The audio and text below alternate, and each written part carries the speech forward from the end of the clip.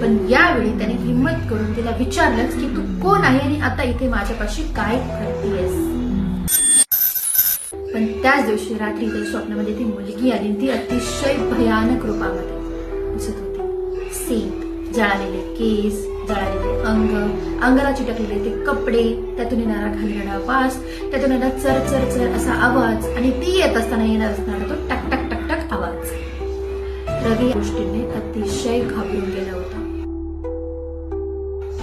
पण यावेळी त्याने हिम्मत करून तिला विचारलंच की तू कोण आहे आणि आता इथे माझ्यापाशी काय करतेयस.